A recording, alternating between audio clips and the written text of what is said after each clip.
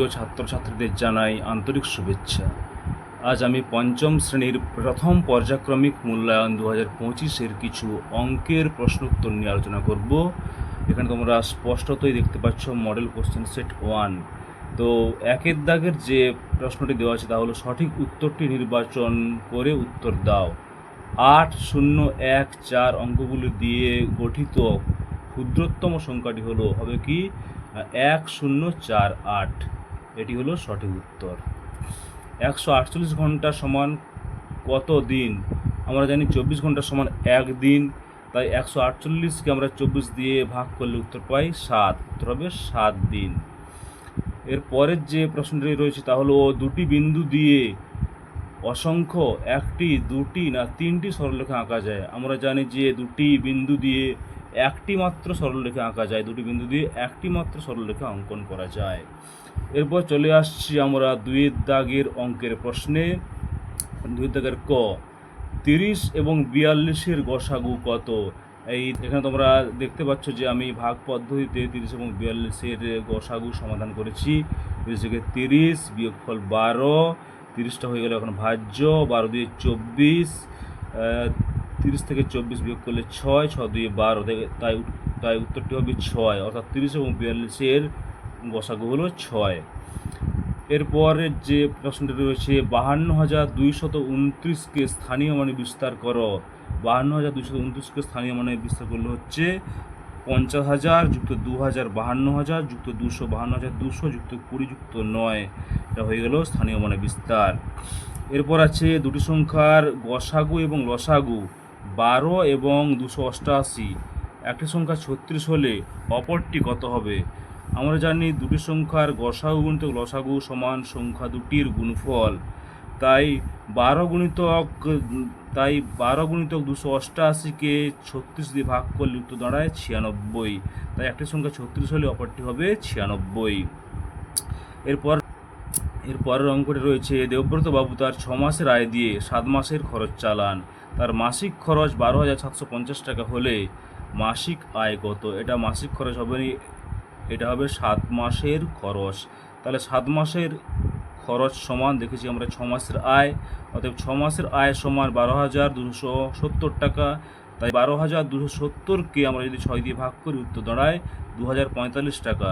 তাই সঠিক উত্তরটি হবে 2,045 টাকা, অর্থাৎ তার মাসিক আয় হবে 2,045 টাকা। তার মাসিক আয় হবে 2,045 টাকা। এরপরের অঙ্কটি এরপরের অঙ্কটি কেরোসিন এবং 25 লিটার পেট্রোল সমান মাপের টিনে এমনভাবে ভর্তি করে রাখতে হবে যাতে 2 প্রকার তেল মিশে না যায়। কমপক্ষে কতগুলি টিনে তা করা যাবে এবং প্রতি টিনে কত লিটার তেল ধরবে? 75 এবং 25-এর আমরা যদি যে কোনো পদ্ধতিতে গসাগু নির্ণয় করি উত্তর হবে 25। তাই প্রতি টিনে 25 লিটার তেল ধরবে।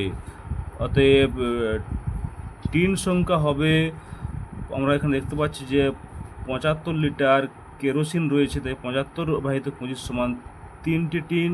আবার দেখতে পাচ্ছি যে 25 লিটার পেট্রোল রয়েছে, তাই 25/25 সমান 1টি টিন।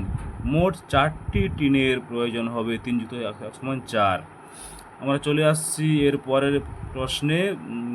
3 নম্বর প্রশ্ন, নিচের প্রশ্নগুলির উত্তর দাও। 83025 দ্বারা গঠিত 5 অঙ্কের ক্ষুদ্রতম সংখ্যা লেখো। তাহলে এই 5টি অঙ্ক দ্বারা 5 অঙ্কের ক্ষুদ্রতম সংখ্যা লিখতে হবে। তাই সঠিক উত্তরটি হবে 20358। 0টি যদি আমরা বাম দিকে লিখতাম তাহলে সংখ্যাটি 4 অঙ্কের হতো, তাই সঠিক উত্তর হবে 20,335। এরপর দেখো ড্যাশ সমান ড্যাশ গুণিতক ভাগফল যুক্ত ভাগশেষ।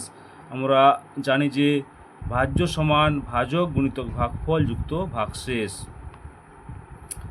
আমরা চলে আসছি এরপরের প্রশ্ন রয়েছে, তা হলো দুটি পরস্পর মৌলিক সংখ্যার লসাগু কী হবে? আমরা জানি যে দুটি পরস্পর মৌলিক সংখ্যার লসাগু হবে সংখ্যা দুটির গুণফল। যেমন 5 এবং 7 এই দুটি পরস্পর মৌলিক সংখ্যা, এদের লসাগু হবে 5 গুণিতক 7 সমান 35। এরপর 1 থেকে 10-এর মধ্যে মৌলিক সংখ্যার সমষ্টি, 1 থেকে 10-এর মধ্যে মৌলিক সংখ্যা 2, 3, এরপর 5, 7, 2 যুক্ত 3 যুক্ত 5 যুক্ত 7 সমান 17, তাই উত্তরটি হবে 17।